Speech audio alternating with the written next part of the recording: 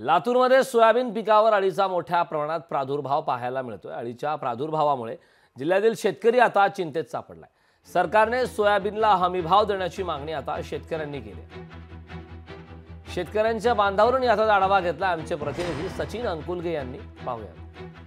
लातूर जिल्ह्यामध्ये यंदा पावसाळ्याच्या सुरुवातीला चांगला पाऊस झाल्याने शेतकऱ्यांनी मोठ्या प्रमाणामध्ये सोयाबीनची पेरणी या ठिकाणी केलेली आहे आणि तब्बल लातूर जिल्ह्यामध्ये 4.5 लाख हेक्टरवरती जी आहे ती सोयाबीनची या ठिकाणी पेरणी करण्यात आलेली आहे।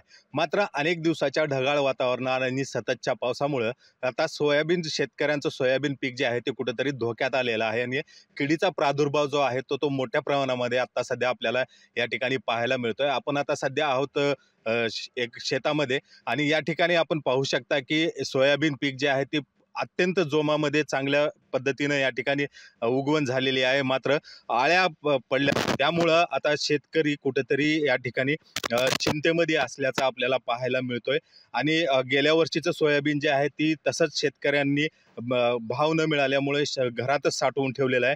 यावर्षी सुद्धा सोयाबीनचा पेरा मोठ्या प्रमाणात झालाय।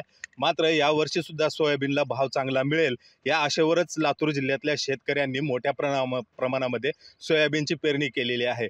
मात्र आता किडीच्या प्रादुर्भावामुळे शेतकरी कुठेतरी चिंतेत आहे। सरकारने शेतकऱ्यांकडे लक्ष द्यावं आणि इतर पिकांप्रमाणे सुद्धा सोयाबीनला सुद्धा हमीभाव द्यावा अशीच मागणी आता या शेतकरी वर्गाकडून केली जात आहे।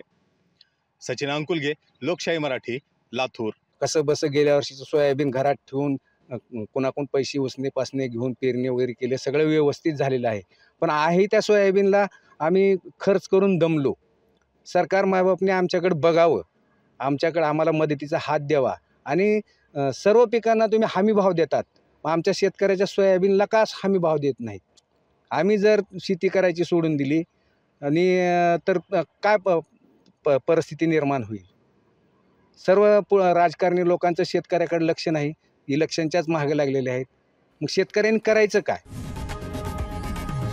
लोकशाही मराठी, ऐका, पहा, जागरूक रहा।